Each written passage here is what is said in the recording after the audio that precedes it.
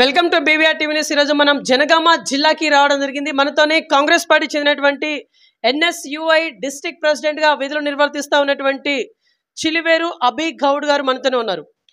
ఇక్కడ ఇప్పుడు బీజేపీ గురించి ఒక పెద్ద ఎత్తున బయట ఒక సర్క్యులేట్ అవుతా ఉంది ఒక మెసేజ్. సో ఈసారి బీజేపీ కనుక గెలిస్తే మనువాద ధర్మాన్ని రాజ్యాంగంలో చాలా సునాయాసనంగా తీసుకొచ్చే ప్రయత్నం బీజేపీ చేస్తూ ఉంది అన్నట్టుగా కొంత ప్రచారం జరుగుతూ ఉంది. బట్ ఈ ప్రచారంలో వాస్తవం ఉందా లేదా అనేది తెలియట్లేదు. సో ఇది కాంగ్రెస్కి మైనస్ని చేకూరుస్తుందా లేకుంటే ప్లస్ని చేకూరుస్తుందా, ఇట్లాంటి ఇన్ఫర్మేషన్ అడిగే ప్రయత్నం చేద్దాం. అలాగే భువనగిరి పార్లమెంట్ ఎంపీ అభ్యర్థిగా చామల కిరణ్ కుమార్ రెడ్డి గారి గెలుపు కోసము అభి గౌడ్ గారు ఏం చేస్తూ ఉన్నారు, సో ఇట్లాంటి లేటెస్ట్ ఇన్ఫర్మేషన్ కొంత తెలుసుకునే ప్రయత్నం చేద్దాం. నమస్తే సార్, బాగున్నారా? నమస్తే. ముందుగా బీవీఆర్ ప్రేక్షకులందరికీ నమస్కారాలు తెలియజేస్తున్నాను. రైట్ సార్, నేను సూటిగా ఒక క్వశ్చన్ అడుగుతా ఉన్నాను. ఇప్పుడు బయట పెద్ద ఎత్తున ఒక న్యూస్ అయితే సర్క్యులేట్ అవుతూ ఉంది. బీజేపీ కనుక ఈసారి అధికారంలోకి వస్తే మనుధర్మవాదాన్ని రాజ్యాంగంలోకి చాలా సునాయాసనంగా తీసుకొస్తుంది, అది ఇది అని చెప్పేసి ఒకటైతే సర్క్యులేట్ అవుతూ ఉంది. సార్ దాని గురించి మీరేం చెప్పాలనుకుంటున్నారు? బీజేపీ పుట్టిందే మతోన్మాదమైన కుట్రలు పన్ని అధికారంలోకి రావాలి అనే ఉద్దేశంతో బీజేపీ పార్టీ పుట్టింది. బీజేపీ పార్టీ అంటేనే కులాలకి మతాలకి చిచ్చు పెట్టి ఓట్ బ్యాంక్ని తీసుకొచ్చుకొని అధికారం ఎట్లా చేపట్టాలని ఒక మూర్ఖత్వ ఆలోచనల పార్టీ ఏదైనా ఉన్నది భారతదేశంలో అంటే అది బీజేపీ పార్టీ. బీజేపీ వాళ్ళు అధికారం కోసం ఎంతకైనా తెగిస్తారు అనడంలో ఎటువంటి సందేహం అవసరం లేదు. ఎందుకంటే బీజేపీ పార్టీలో ఉన్నంత మూర్ఖపు ఆలోచనలు ఈవెన్ వాళ్ళకి అవసరమైతే ముస్లింల క్రిస్టియన్స్కి కాళ్ళు పట్టుకునే సరే పంచాయతీలు రెచ్చగొట్టి తెప్పించి మరి మనకు మధ్య అంటే ప్రజలకు మధ్య చిచ్చు పెట్టి వాళ్ళకు కావాల్సిన ఓట్ బ్యాంక్ని సంపాదించుకున్న ఒక నీచమైన వ్యవస్థను ఏర్పాటు చేసుకున్న పార్టీ బీజేపీ పార్టీ. సార్ ఇక్కడ ఇప్పుడు ఈ మనుధర్మ శాస్త్రాన్ని రాజ్యాంగంలోకి తీసుకొస్తారా అనేది పాయింట్ అంటే సింగిల్ వర్డ్లో చెప్పండి సార్, ఇది మీరు నమ్ముతున్నారా? నమ్ముతున్నామన్నా. ఎందుకంటే బీజేపీ పార్టీ ఇన్సెప్ట్ చెప్పిన కదా, బీజేపీ అనేది 100కి 100% మన భారతదేశంలో ఉన్న భారతీయులు అందరి మధ్యలో చిచ్చు పెట్టడానికి పుట్టిన పార్టీ. సో దాన్ని మేము బలంగా నమ్ముతున్నాం. ఎందుకంటే బీజేపీ పార్టీ వాళ్ళు చేసే ఒకే ఒక పదం, ఒకే ఒక వర్డ్ ఏంటిదంటే ఓన్లీ మనువాదమో లేకపోతే హిందుత్వం అనే పేరడ్డు పెట్టుకొని అధికారంలోకి వచ్చారు తప్ప ఇప్పటిదాకా ప్రజలకి దేశానికి మేము ఇన్ని సేవలు చేసినాం, దేశ డెవలప్మెంట్ కోసం ఇన్ని పనులు చేసినాం అని చెప్పే ఒక్క నాయకుడు కూడా లేడు బీజేపీ పార్టీలో, అందరు దొంగలు తప్ప. ఓకే సార్, ఇక్కడ ఈ మనువాదాన్ని లేవనెత్తిందే కాంగ్రెస్ అని చెప్పేసి బయట ఇంకొక న్యూస్ కూడా సర్క్యులేట్ అవుతూ ఉంది. అంటే కాంగ్రెస్ గెలుపు కోసమే ఇక్కడ మనువాదాన్ని బీజేపీ చేస్తుంది అన్నట్టుగా కాంగ్రెస్ అయితే ఒక ప్రచారం అని చెప్పేసి కొంత ఒక మెసేజ్ అయితే సర్క్యులేట్ అవుతా ఉంది. మరి దీనికి ఏం చెప్తారు? కాంగ్రెస్ పార్టీకి, కాంగ్రెస్ పార్టీ నాయకులకి కాంగ్రెస్ పార్టీ సిద్ధాంతాలు ఉన్నాయే సెక్యులర్ పార్టీ. అంటే కాంగ్రెస్ పార్టీ కులాలు మతాలు అందరూ సమానమే, మన అందరం మనుషులం అంటే సమాజంలో సమాన గౌరవము, సమాన హక్కులు, సమాన హోదా ఉండాలని ఒక సిద్ధాంతంతో పుట్టిన పార్టీ కాంగ్రెస్ పార్టీ. ఇక్కడ మేము అంటే కాంగ్రెస్ పార్టీ తరపున ఒక మనువాదాన్ని లేవనెత్తాల్సిన అవసరం మాకు లేదు. కాంగ్రెస్ పార్టీ నాయకులకి, కాంగ్రెస్ పార్టీ వ్యవస్థకి, కాంగ్రెస్ పార్టీ ఏ వ్యక్తికైనా సరే ఆ వ్యవస్థ అవసరమే లేదు. ఎందుకంటే మేము కోరుకున్నది భారతదేశ బాగు, దేశ ప్రజల బాగు. దేశ ప్రజలు బాగుండాలంటే అందరూ కలిసిమెలిసి ఉండాలి. దేశ ప్రజలందరూ ఒక తాటి మీదకి వచ్చి పనిచేయాలనే ఉద్దేశంతో మేము కాంగ్రెస్ పార్టీ పనిచేస్తుంది తప్ప ఎప్పుడు కూడా ఆ రకంగా ఒక అంటే మతాన్ని కులాన్ని అడ్డు పెట్టుకొని ఒక వ్యవస్థను ఏర్పాటు చేసి ప్రజలు కొట్టుకునేలాగా చూసుకునే ఉద్దేశం కాంగ్రెస్ పార్టీకి ఉండదు. కాంగ్రెస్ పార్టీ అంత నీచమైన చర్యలు తెరలేపదు అసలు. ఓకే, మరి ఇప్పుడు ఈ మనువాదం అనే ఒక టాపిక్ ఏదైతే బహిర్గతం అయిందో ఇది మీకు ప్లస్ని చేకూరుస్తుందా లేకుంటే మైనస్ని చేకూరుస్తుందా ఇప్పుడు ఎలక్షన్ సందర్భంగా? మేము దాన్ని బేస్ చేసుకొని రాజకీయాలు ఎలక్షన్స్కి పోయేది ఉంటే అది ప్లస్ ఆ మైనస్ అనేది మేము ఆలోచిస్తామన్నా. ఇప్పుడు మాకు ఆ మనువాద సిస్టమ్ తోటి మనువాదం రావాలి పోవాలి అనే విధానంలో మేము ప్రయత్నం చేస్తలేము. ఆ ప్రయత్నం మాకు ఉండదు కాంగ్రెస్ పార్టీకి. ఎందుకు అంటే డాక్టర్ బిఆర్ అంబేద్కర్ గారు రచించిన భారత రాజ్యాంగం పట్ల కాంగ్రెస్ పార్టీకి, కాంగ్రెస్ పార్టీ వ్యక్తులకి ప్రత్యేకమైన అభిమానము, గౌరవము సమాజం పట్ల అందరి మీద ఉన్నది కాబట్టి మేము ఒక కులాన్ని మతాన్ని అడ్డు పెట్టుకొని రాజకీయం చేయం కాబట్టి మాకు ఎటువంటి సంబంధాలు లేవు దాంట్లో. అది ప్లస్ మైనస్ గురించి మేము ఆలోచించాము. ప్రజల బాగోగులు మాత్రమే ఆలోచిస్తాము. వాళ్ళకి మేము సేవ చేసి వాళ్ళ ఓట్లు ఏ రకంగా పార్టీ వేస్తుంది, వాళ్ళ సేవలు గుర్తించి ఏ రకంగా వేస్తుంది దాన్ని చూసుకుంటాం మేము. ఓకే సార్, యాక్చువల్లీ ఈ మనువాద ధర్మంలో అసలు ఏమేమి ఉన్నాయి సార్? మీకు ఉన్నటువంటి ఒపీనియన్, ఐ మీన్ ఇన్ఫర్మేషన్ ప్రకారం అసలు ఏమేమి ఉన్నాయి? నా మనువాదంలో ఉన్నటువంటి ఏంటి అంటే, మనువాదంలో ఒకప్పుడు అంటే బ్రాహ్మణ్సో లేకపోతే అప్పుడున్న వాళ్ళ విధి విధానాల ప్రకారం పేద ప్రజలు ఎవరైతే వృత్తిరీత్యా బతుకుదెరువు కోసం పొట్ట కూటి కోసం పనిచేసి వాళ్ళ పొట్ట గడవడం కోసము ఒక వృత్తిని ఎంచుకున్నప్పుడు మనువాదం అనే ఒక గ్రంథాన్నో లేకపోతే ఒక పుస్తకాన్ని అడ్డు పెట్టుకొని పేద ప్రజలను శ్రమ దోపిడీ చేసే విధానాన్ని తీసుకొచ్చిన వ్యక్తులు ఎవరైతే ఉన్నారో అదే మనువాదం. అంటే తల నుంచి ఓసి వాళ్ళు అంటే బ్రాహ్మణ్సో లేకపోతే ఇంకెవరో పుట్టిరని, మెడ నుంచి ఒక వృత్తి వాళ్ళు పుట్టిరని, కాళ్ళ నుంచి మా ఎస్సీ కులాల సోదరులు పుట్టిరని, ఈ రకంగా ఒక్కొక్కరిని ఒక్కొక్క అంటే వాళ్ళు పెట్టిన విధానంలోనే ప్రతి మనిషి యొక్క తగ్గుదల అనేది కనబడుతుంది. అంటే పాదాల నుంచి మనుషులు పుట్టుడేందన్న. ఇప్పుడు దేవుడు మనుషులు పుట్టించింది తల్లిదండ్రుల కలయిక వలన. సో ఆ మినిమం సెన్స్ లేకుండా అంటే మాదిగ సోదరులేమో కాలంచి పుట్టిరనే ఒక సిద్ధాంతం ఎక్కడైనా ఉంటుందా? ఎవరన్నా దాన్ని నమ్మొచ్చా? అట్లా పుడతారా ఏ దేవుడికైనా? దేవుళ్ళు కూడా చెప్పేది ఒకటే, అందరు ఒకటే, అందరు మేము సమానంగా చూస్తామని దేవుళ్ళు కూడా చెప్తారు.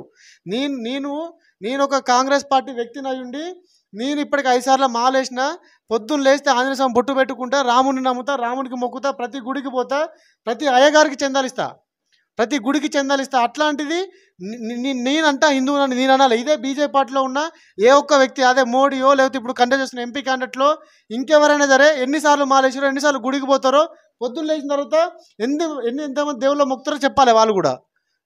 ఆ సిస్టమ్ తప్పన్నా. అంటే మనువాదంలో పుట్టిన విధానం ఏదైతే ఉందో వ్యక్తుల్ని కించపరిచే విధంగా, వ్యవస్థను కించపరిచే విధంగా, కులాలని మతాలని డివైడ్ చేసి చూసే విధానం అది తప్పు అని అంటున్నాం.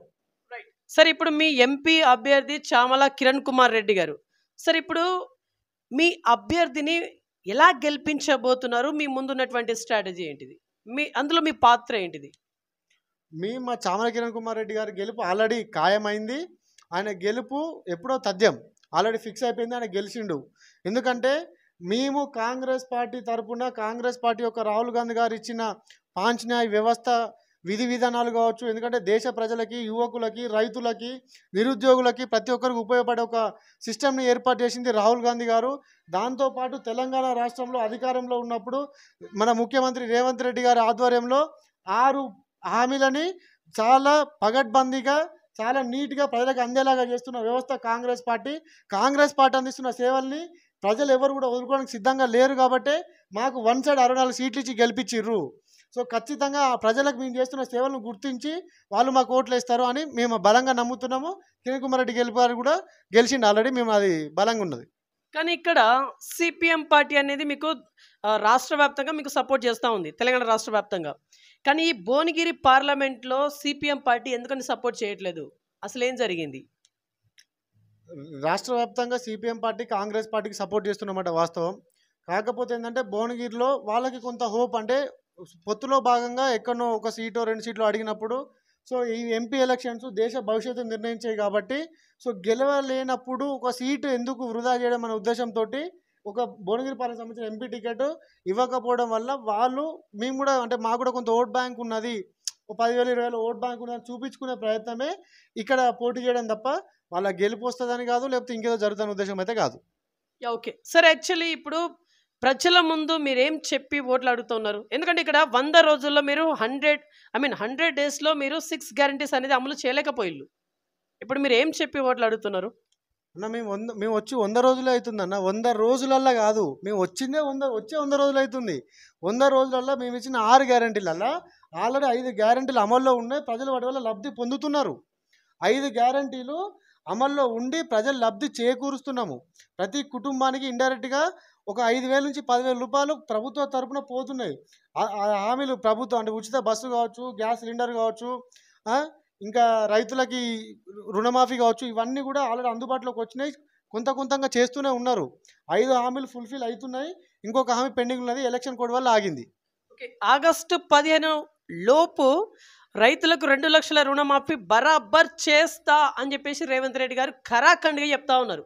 ఈ మాటలు నమ్మొచ్చా?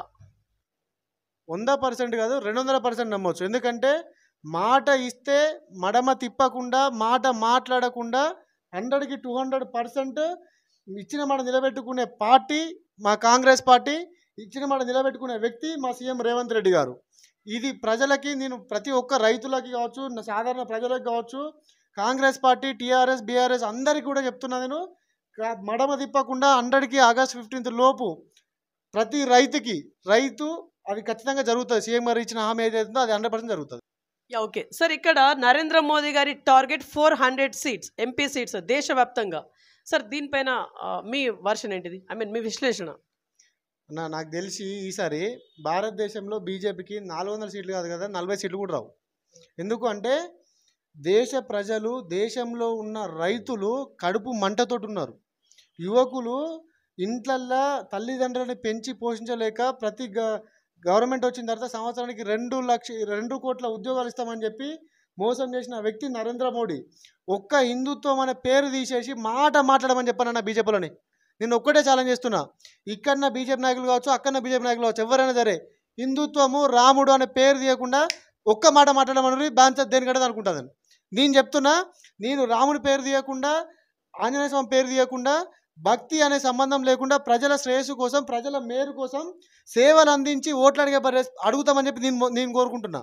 కాంగ్రెస్ పార్టీ అందుబాటులో ఉన్నప్పుడు, అధికారంలో ఉన్నప్పుడు ప్రజలకు ఎన్ని సేవలు చేసింది, ఎన్ని పథకాలు తీసుకొచ్చింది అనేది ప్రజలందరూ అనుభవించిన ప్రతి వ్యక్తి చెప్తాడు. నేను ఒక భక్తిలాగా, అంటే నేను ఆంజనేయ స్వామి భక్తి మాలేస్తున్నాను, ఇప్పటికి 5 సార్లు వేసిన అని చెప్పిన కదా, ఆ భక్తిని చెప్తున్నా. రాముని పేరు తీయకుండా దేశ ప్రజలకు అందించిన సేవలను పట్టుకొని ఓట్లు అడగండి, అంత దమ్ముంటే చెప్పుర్రి. ఓకే సార్, ఇప్పుడు మీరు పెద్ద ఎత్తున బీజేపీ పైన ధ్వజం ఎత్తిల్లు, ఇప్పుడు ఏదో సవాల్ కూడా విసిరిల్లు. సార్ యాక్చువల్లీ మీకు కాంగ్రెస్కి ఎందుకు సార్ ఓటేయాలి?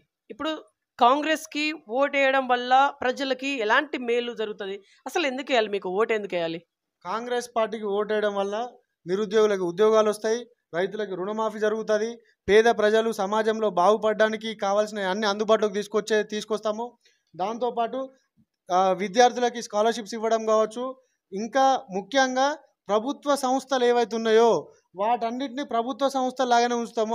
అమ్ముకునే పార్టీ కాదు, ప్రభుత్వ సంస్థల్ని వాళ్ళ స్వలాభం కోసం అమ్ముకునే పార్టీ కాదు కాంగ్రెస్ పార్టీ. అంటే దేశ ప్రజల భవిష్యత్తు కోసం పనిచేసే పార్టీ కాంగ్రెస్ పార్టీ, దేశ ప్రజల కోసం ప్రాణ త్యాగం చేసిన పార్టీ కాంగ్రెస్ పార్టీ. అందుకని చెప్పి కాంగ్రెస్ పార్టీని గెలిపించుకుంటే దేశ ప్రజలు, నిరుద్యోగులు, రైతులు, దేశంలో ఉన్న ప్రతి వ్యక్తి జాగ్రత్తగా ఉంటాడు. చాలా సెక్యూర్ చూసుకునే పార్టీ కాంగ్రెస్ పార్టీ.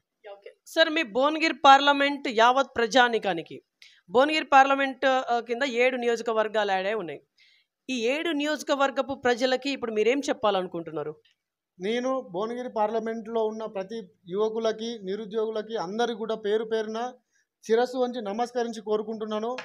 దాంతోపాటు ముఖ్యంగా గౌడ కులస్తులకి, నేను ఒక గౌడ్, నా పేరు అభిగౌడ్, నేను గౌడ్గా పుట్టి నేను మిమ్మల్ని అందరూ వేడుకుంటున్నాను ఏంటంటే, ఒక కులాన్ని, మతాన్ని అడ్డు పెట్టుకొని రాజకీయం చేసే వ్యక్తులకి లోబడి ఈరోజు మీరు ఓటుని వృధా చేసుకుంటే రేపు మన పార్లమెంట్లో జరగబోయే అభివృద్ధిని మనమే అడ్డుకున్న వాళ్ళం అవుతాము.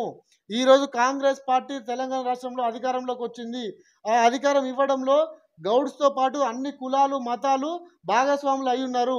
అదే రకంగా ఈసారి ఎంపీ ఎలక్షన్లో కూడా చామల కిరణ్ కుమార్ రెడ్డి గారి గెలుపు కోసం మీరందరూ కూడా మూకుమ్మడిగా వన్ సైడ్ కాంగ్రెస్ పార్టీకి ఓటేసి 3 నుంచి 5 లక్షల మెజార్టీ ఇచ్చి చామల కిరణ్ కుమార్ రెడ్డి గెలిపించుకోవాలని కోరుకుంటున్నా. ఓకే, ఇక్కడ ప్రజల్లో ఒక అభద్రతా భావం ఉన్నటువంటి పరిస్థితి, అంటే అది ఉందో లేదో తెలియదు, బట్ ఇక్కడ బీఆర్ఎస్ బీజేపీ వాళ్ళు చెప్తున్నటువంటి పరిస్థితి, మరి ఏం చెప్తారు? అభద్రతా భావం ఎందుకు అసలు? నేను అదే అడుగుతున్నా. బీజేపీ బీఆర్ఎస్ వాళ్ళు ఏదైతే చెప్తా ఉన్నారో ఒక అభద్రతా భావం ఉంది ప్రజెంట్ గవర్నమెంట్లో అని చెప్పేసి ఒక మాట అంటా ఉన్నారు. అసలు ఏంటిది, మీరేం చెప్తారు? ఎవరికి అభద్రతా భావం? ప్రజలకి ఉంది, ప్రజలు ఆ రకంగా ఉన్నారు అన్నట్టుగా ఇక్కడ బీజేపీ బీఆర్ఎస్ వాళ్ళు చెప్తా ఉన్నారు. మీరు ఏం చెప్తారు? మీరు తప్పు. ఎందుకంటే వాళ్ళకి ఆ భావం ఉన్నది. అంటే టీఆర్ఎస్ పార్టీ వాళ్ళకి, తర్వాత బీజేపీ పార్టీ వాళ్ళకి ఎక్కడ మేము ఈ సమాజంలో కనపడకుండా పోతామో, ఎక్కడ మమ్మల్ని ప్రజల్ని అసహించుకొని మమ్మల్ని బట్టలు చినిగేలా కొడతారు. ఎందుకంటే మొన్ననే బీఆర్ఎస్ పార్టీకి చెప్పుతో కొట్టినట్టు మొత్తం తీసి పడేస్తే కనీసం అపోజిషన్ పార్టీలో కూడా ఉండే పరిస్థితి లేదు. ఈరోజు కేసీఆర్ ఇప్పటిదాకా అసెంబ్లీలో అడిగేబెట్టలే. అంటే అంత దెబ్బ కొట్టిన ప్రజలు రేపు పొద్దున వాళ్ళ భవిష్యత్తులో ఎక్కడ కనపడకుండా కనుమరుగైపోతారన్న భయానికి వారి మనసు లోపల ఉన్న అభద్రతా భావాన్ని ప్రజల మీద రుద్దుతున్నారు. ప్రజలు చాలా సేఫ్ జోన్లో ఉన్నారు. ఓకే సార్, నిన్న కేసీఆర్ గారు ఒక స్టేట్మెంట్ ఇచ్చారు. స్టేషన్ గన్పూర్లో బై ఎలక్షన్స్ రాబోతుంది ఇంకా 3 నెలలు అని చెప్పేసి అన్నారు. సార్ దీని గురించి ఏం మాట్లాడతారు? ఎందుకు వస్తాయి అన్న ఉప ఎన్నికలు నాకు అర్థం కాదు. ఇప్పుడు ఆయన రాజ్యాంగబద్ధంగా పోటీ చేసి ప్రజల చేత ఎన్నుకోబడిన వ్యక్తి కడియం శ్రీహరి గారు. ప్రజల చేత ఎన్నుకోబడిన వ్యక్తికి ఉప ఎన్నికలు వస్తాయని నువ్వెట్లా చెప్తావు? ఇప్పుడు అంతకుముందు గవర్నమెంట్ నడిపినప్పుడు ఇదే మా కాంగ్రెస్ పార్టీ నుంచి 12 మంది వ్యక్తులు తీసుకున్నావు. అప్పుడు నీకు సిగ్గుశరం లేదా? అప్పుడు నీకు కొంచెం కూడా బుద్ధి లేదా? మరి అప్పుడు రాలే బై ఎలక్షన్లు. అంటే నీ పార్టీకి ఎక్కడ అధికారం లేకపోతే మాత్రమే ఉప ఎన్నికలు వస్తాయి, పార్టీలు గవర్నమెంట్లు కూలిపోతాయి, ఇంకేదో జరుగుతుంది. అదే నీ పార్టీ అధికారంలో ఉండి నువ్వు సీఎం ఉంటే మాత్రం ఏం జరగదు. ఏం మాట్లాడతారన్నా అంటే అధికారం పోయేసరికి బ్రెయిన్ దొబ్బింది కేసీఆర్కి, కేటీఆర్కి, వీళ్ళందరికీ.